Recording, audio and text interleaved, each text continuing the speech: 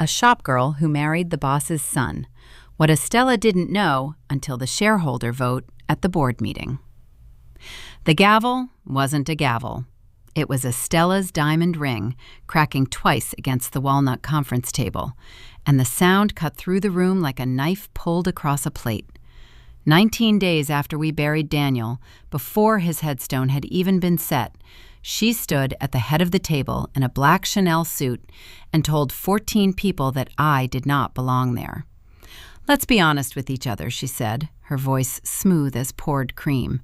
"Nan is a lovely girl, but she's a shopgirl who married the boss's son. She sold perfume at a Dillard's counter. She has no business steering a company worth $40 million. Somebody laughed, a short, ugly bark near the coffee service. The morning light came through the blinds in hard yellow stripes across the table, and I felt every one of them land on my face like a slap. I did not cry.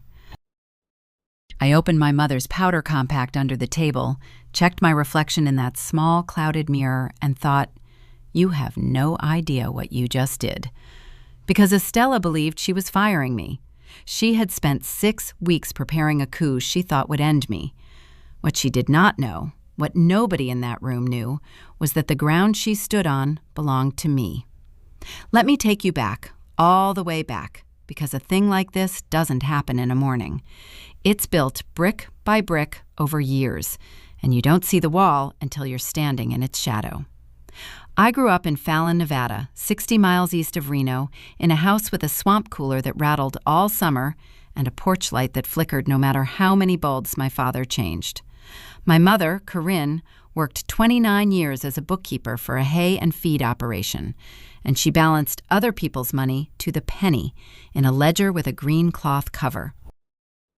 She used to say the only thing a woman truly owns is what nobody can talk her out of. She kept a powder compact in her purse, a small brass Elgin from 1951, engraved with a little fan of wheat, the mirror gone soft and cloudy at the edges. She'd snap it open at red lights, at church, before she walked into the bank to ask for the feed store's line of credit. It wasn't vanity, it was armor. She'd check her face, close it with a click, and become the version of herself that couldn't be pushed around.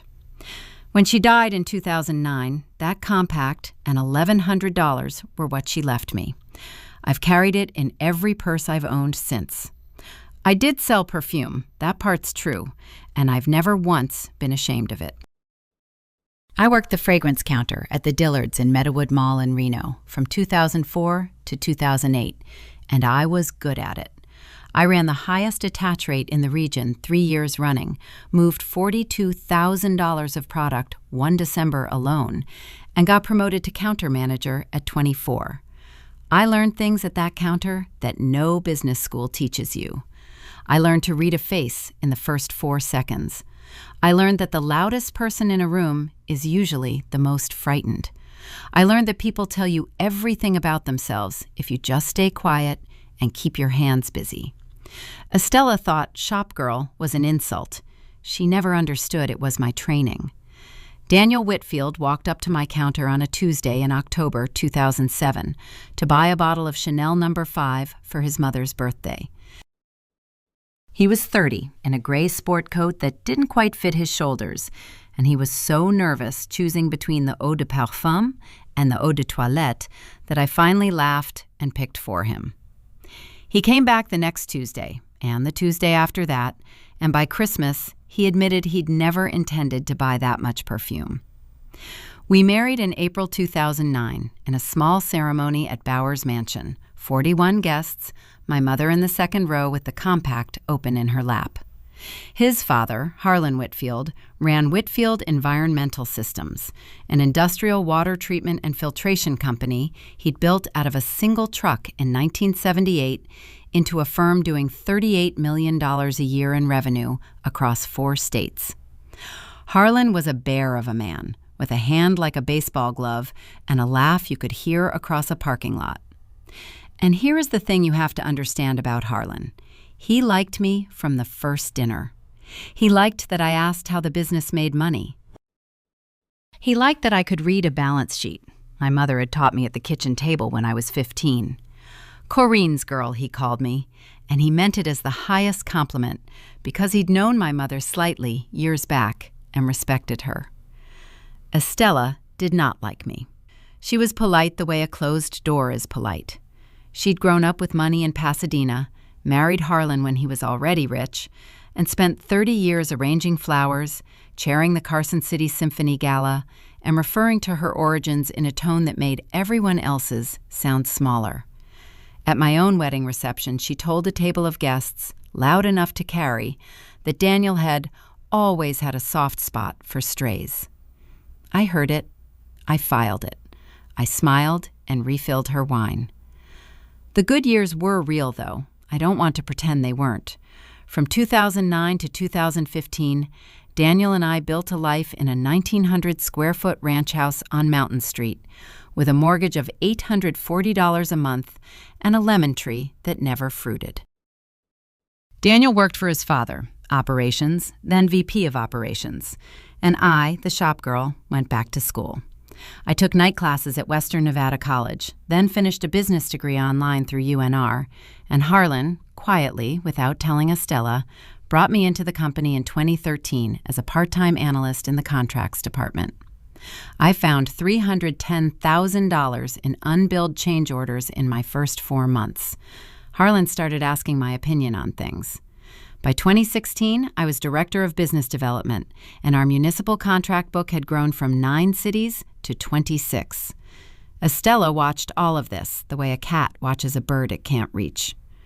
The wrong notes started small, the way they always do. You don't notice the first few. You only notice the pattern when it's already a rope. The first one I remember clearly was Thanksgiving 2016. I brought my mother's cornbread dressing, made from her handwriting on a stained index card. Estella took one bite, set her fork down with a tiny click, and said to the table, "It's very hearty. You can taste the thrift in it." Everyone laughed like it was a joke. Daniel squeezed my knee under the table. I went to the bathroom, opened the compact, checked my face, and came back with a smile. Hearty. I filed it. The second one was money, and money always tells the truth. In 2017, Harlan wanted to give Daniel and me a larger stake in the family holdings. He was talking about succession, about the future, about Corinne's girl running the business someday. Estella found out and threw what Daniel later called the quietest tantrum in the history of Carson City.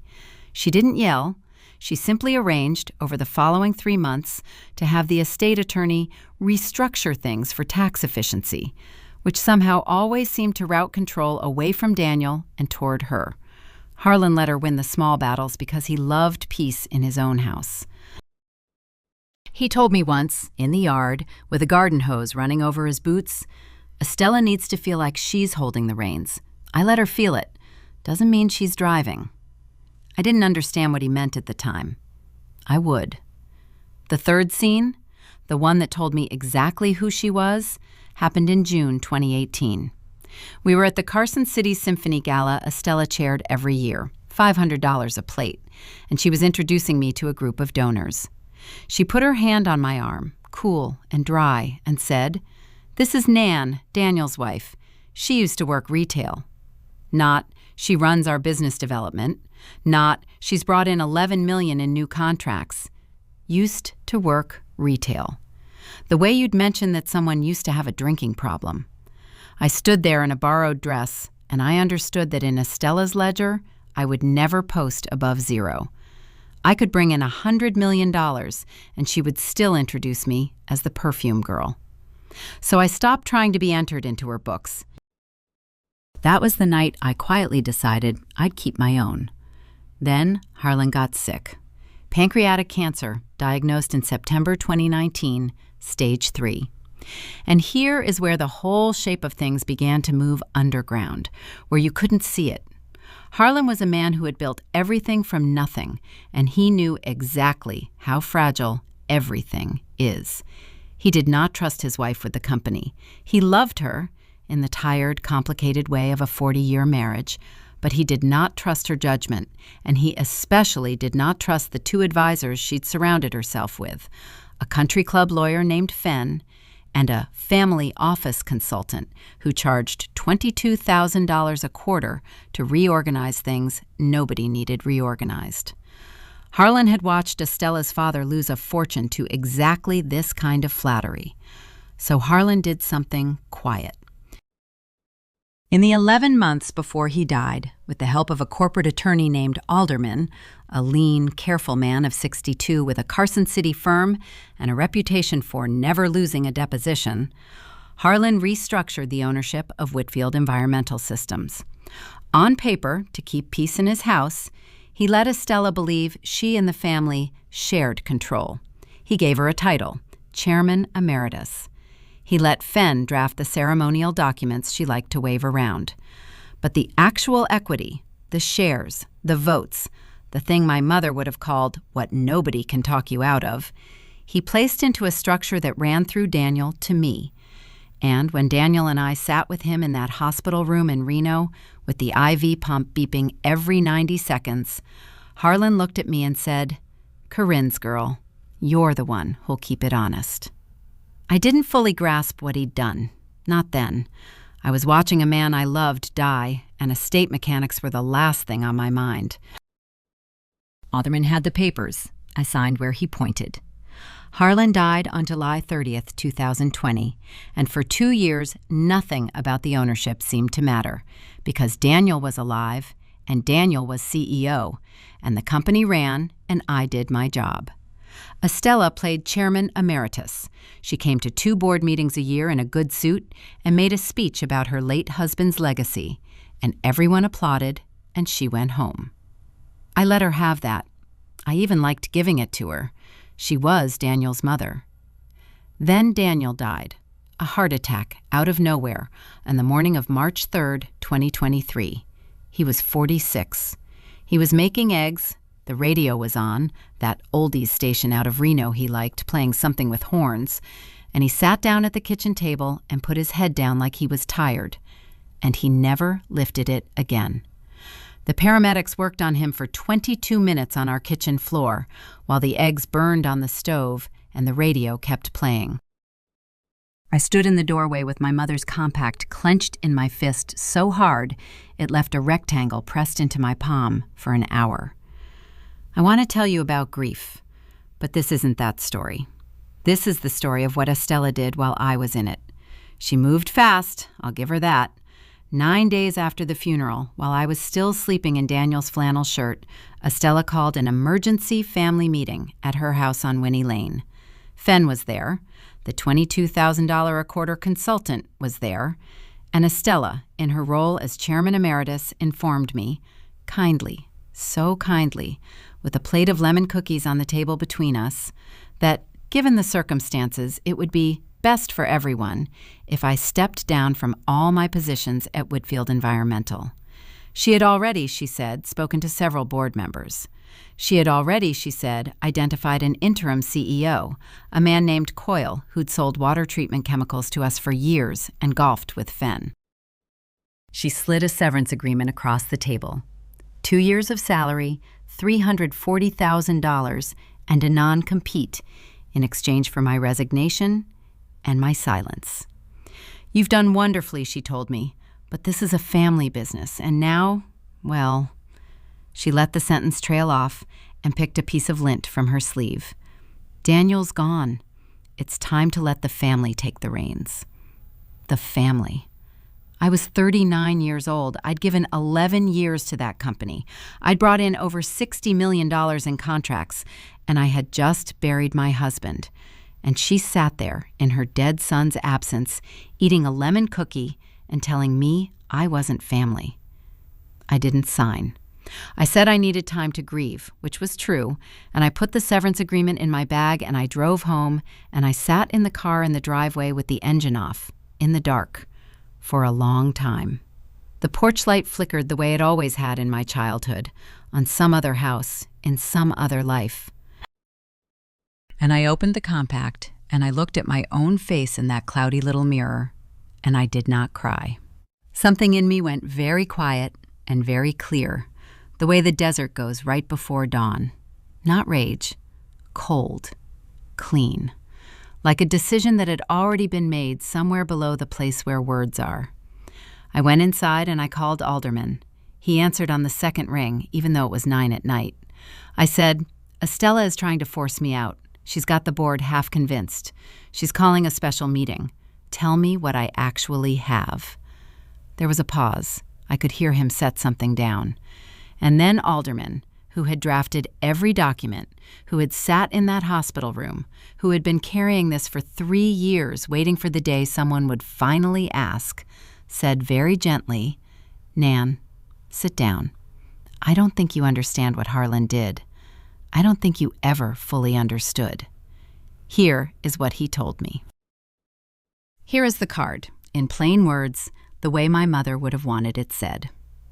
Estella owned nothing. Not really. The chairman emeritus title was a courtesy, a nameplate, a ceremonial chair. Heir. Every voting share of Whitfield Environmental Systems, all of it, 100% of the equity that controlled the company, had been placed by Harlan into a holding entity, and the sole beneficial owner and voting member of that entity, after Daniel's death per documents Daniel and I had both signed in 2020, was me. Not the family, not Estella. Me. Nan Whitfield, the shopgirl who sold perfume at a Dillard's counter. I was the sole shareholder. Harlan had made sure of it. He had spent the last honest months of his life making sure the one person who'd keep it honest could never be voted out, because you cannot vote out the person who owns all the votes. Estella had spent 6 weeks organizing a coup against a company she did not own a single share of. She was going to stand up at a board meeting and try to fire the only person in the building who could fire her. I sat with that for a long moment, and then, God help me, I laughed. One short, surprised sound in an empty kitchen. Not because it was funny, because Harlan had reached out from the grave and put his big glove of a hand on my shoulder. Then I got quiet again, and I got to work, because owning the votes and winning the war are not the same thing, and I intended to win it so completely that it would never need to be fought twice. I did not tell Estella anything. That was the first rule. Let her build her whole tower. Let her spend her own money and her own credibility. I told Alderman we would let her call her special meeting, let her stack the room, let her walk all the way out onto the ice, and then I would show her exactly how thin it was. For 6 weeks I worked in the quiet. I flew Alderman's associate to review every governance document twice. We confirmed the share structure was airtight. It was. Harlan and Alderman had built it like a bank vault, notarized, witnessed, filed with the Nevada Secretary of State on August 14th, 2020. Then I turned to the other flank, because I wasn't only going to prove I owned the company. I was going to prove Estella had been looting it. I called Priya Raman. Priya was our CFO, 44, sharp as a tax deadline, a woman who'd come up from an immigrant family in Sacramento and clawed her way through a decade at a Big Four firm before Harlan hired her in 2016. Priya and I had never been close, exactly, but we'd been honest with each other, which is rarer and better. And Priya had a conscience that would not let her sleep. When I called and asked if she'd noticed anything odd in the payments to Fenn's firm and the consultant, there was a silence on the line. And then Priya said quietly, "Nan, I've been sick about this for a year. I have a folder. I've been waiting for someone I trusted to ask." The folder was a masterpiece of theft dressed as governance. Over 3 years, Estella, using her chairman emeritus letterhead and Fenn's cooperation, had authorized $1.6 million in consulting fees, family office management, and strategic advisory to Fenn's firm and the $22,000 a quarter man for work that produced not one deliverable anyone could find. There were invoices for board readiness services, dated on days there were no board activities. There was a $95,000 payment for legacy documentation that turned out to be a photo book of the Symphony Gala. Priya had flagged it internally in 2022 and been told by Fenn, in writing, that she should focus on her own department. She'd kept that email, too. We built the file. Every wire, every invoice, every signature, cross-referenced and tabbed. Alderman prepared 2 documents, one that established beyond any argument that I was the sole voting shareholder, and one that laid out grounds to remove Fenn's firm and refer the consulting payments for audit. I had Priya prepare a clean, 1-page summary a jury could understand, because that's a lesson from the perfume counter, too. The person who explains it simplest wins the room. And I found my witnesses, not to ambush anyone, to be ready. 2 board members, older engineers Harlan had promoted, came to me privately when they heard Estella was maneuvering and told me they'd never been comfortable with it. One of them, a man named Booth, who'd worked for Harlan since 1991, gripped my hand in the parking lot and said, "Harlan would be sick about this. Whatever you need." Priya, Alderman, Booth. The shopgirl had an army after all. A small one, an honest one.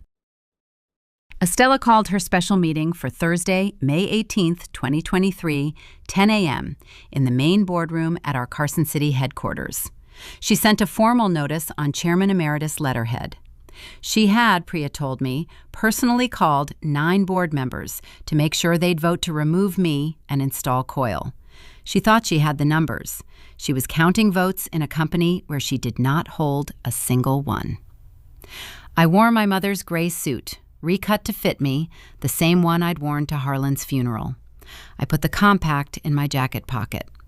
I got to the building at 9:40, before her, and I sat in Daniel's old office one last time. And I opened the compact and checked my face in the cloudy mirror, and I heard my mother's voice. The only thing a woman truly owns is what nobody can talk her out of. Then I closed it with a click and walked down the hall. The boardroom was full. 14 people around the walnut table, Coyle sitting near the front already, Fenn beside Estella with a leather portfolio, the consultant in a pocket square. Estella took the head of the table, Harlan's chair, the chair she believed was hers by grief and blood. She was radiant with certainty. She rapped that diamond ring against the wood twice, and the room went quiet, and she began. "Thank you all for coming. This is a painful time for our family." She dabbed at a dry eye. "But leadership requires hard decisions. I've asked you here to formalize a transition. My daughter-in-law has been a lovely presence, but let's be honest with each other. Here it came. Here it always came. Nan is a shopgirl who married the boss's son. She sold perfume at a Dillard's counter. She has no business steering a company worth $40 million. It's time the family took the reins. I move that we remove Nan Whitfield from all positions and appoint Mr. Coyle as interim CEO. Do I have a second? Coyle said, "Second," too eagerly, and I stood up. "Before you vote," I said, and my voice did not shake, not once, because a woman who's calmed down a Dillard's counter 3 days before Christmas does not lose her nerve in a quiet room. I'd like to make sure everyone in this room is voting on the right question, because you're about to take a vote that doesn't exist. Estella's smile tightened at the corners. "Nan, you'll have your chance to—" "Alderman," I said. Alderman rose from the seat at the far end where he'd been sitting quietly, a man nobody had questioned, and he opened his folder and he began to speak in the flat, unhurried voice of a man who has never once been wrong in a room like this. "My name is Robert Alderman. I served as personal counsel to Harlan Whitfield.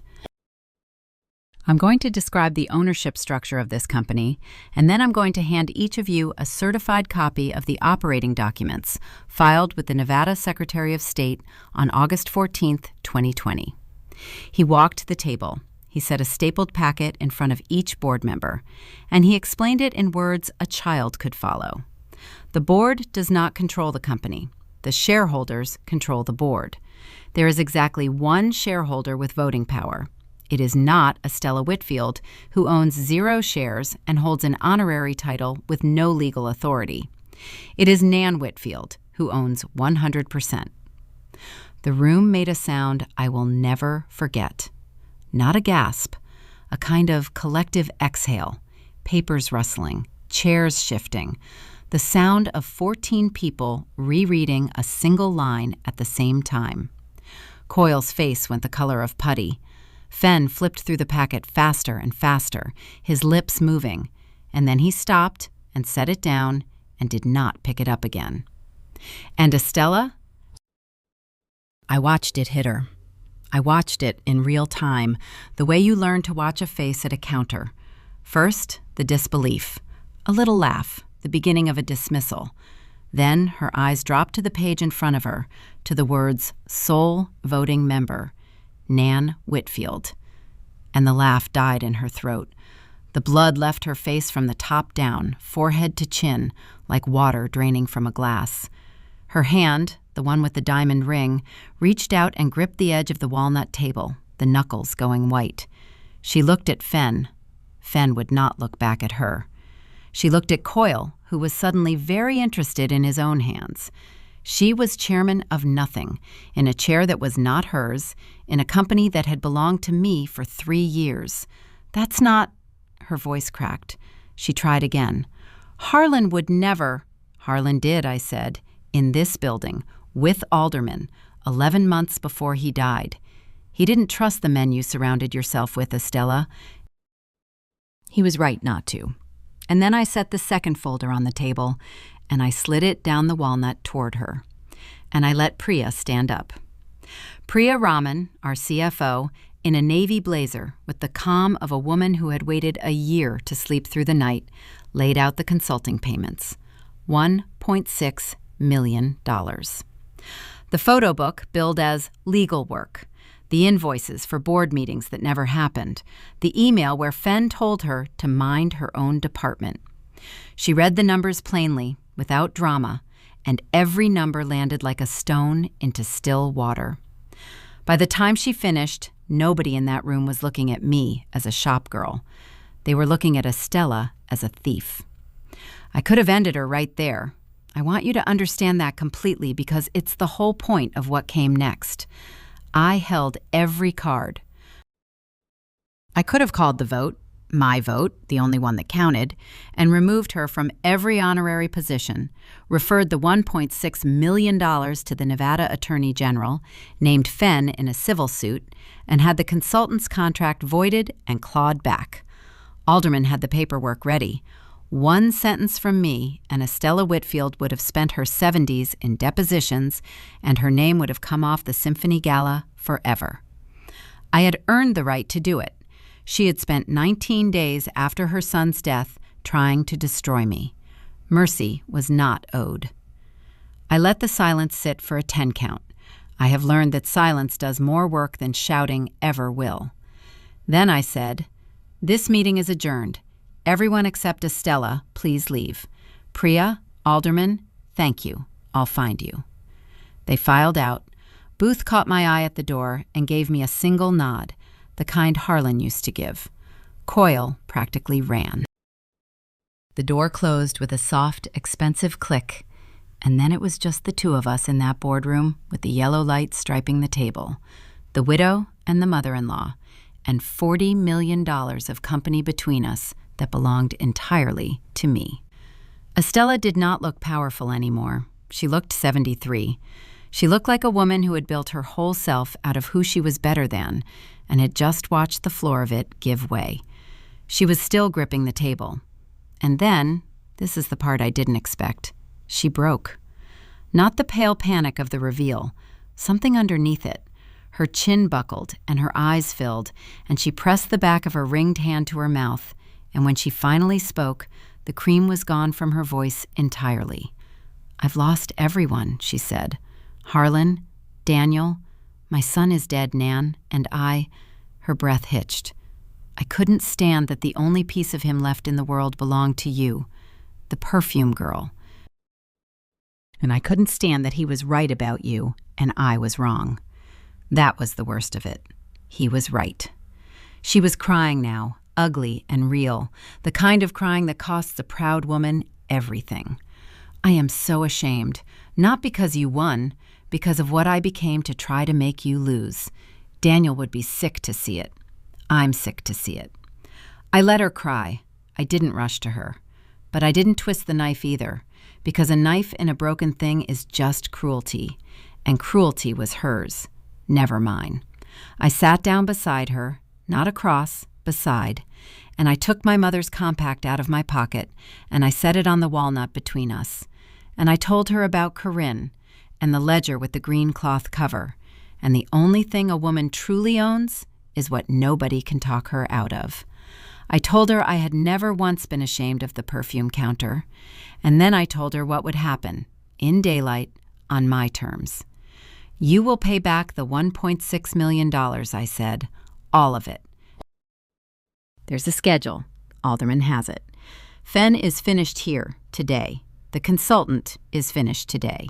You will keep the chairman emeritus title because Daniel would have wanted his mother to have a chair at the table. But you will understand exactly what it is now. It is a courtesy I am extending, not a right you hold. You come to 2 meetings a year, you make your speech about Harlan'S legacy, and you never, as long as you live, call me a shopgirl again. Not because it insults me, but because it stopped being true the day your husband trusted me with everything he built. She nodded, wordless, wrecked, grateful in a way that had no performance left in it. I'm keeping what's mine, I said. The company is mine. The votes are mine. That's not changing. But you're Daniel's mother, and you're all the family I have left of him, and I would rather have a mother-in-law than a scalp on my wall. So this is a second chance. You didn't earn it cheap. You'll spend the rest of your life earning it. But it's yours, if you want it, on my terms, and in the light. She reached across the table and put her hand over mine, the ringed hand, the one that had wrapped the wood like a gavel, and for the first time in 14 years, it wasn't cold. That was 3 years ago now. It's a quiet Sunday in July of 2026, and I'm on the porch of the house on Mountain Street, the one Daniel and I bought, with the lemon tree that finally, absurdly, fruited 2 summers ago. Priya is here. She's chief operating officer now, and my closest friend. And she's arguing with Alderman about a barbecue technique while he pretends not to enjoy it. Booth came by earlier with his wife and a pie. Whitfield Environmental did $61 million in revenue last year in 6 states. There's a new sign on the headquarters in Carson City, and the name on the top office door reads Nan Whitfield, President and CEO. Estella is here too. She comes to Sunday dinner now, once a month, and she brings flowers she arranges herself. And last spring, she stood up at the symphony gala she still chairs and introduced me to a table of donors as my daughter-in-law Nan, who runs the company my husband built, better than any of us ever could. She meant it. I watched her face when she said it. You can't fake that. Not to a woman who learned to read faces at a perfume counter. The paid-back money went into a scholarship at Western Nevada College for bookkeepers and clerks and shopgirls, the ones who balance other people's money to the penny and are told they'll never rise. We named it the Corinne Fund. Inside, someone's turned on that oldies station out of Reno, the one Daniel loved, and something with horns is playing through the screen door, and the porch light, I finally replaced the whole fixture, burns steady now. I take my mother's compact out of my pocket. The brass is worn smooth at the hinge from 40 years of hands, hers and mine. I snap it open, and I check my face in the cloudy little mirror, the same way she did at red lights and bank counters and every threshold she was told she didn't belong on. I close it with a click. Then I go inside, past all the people who stood by me, and I take the head of the table, the one that's mine, and I sit down.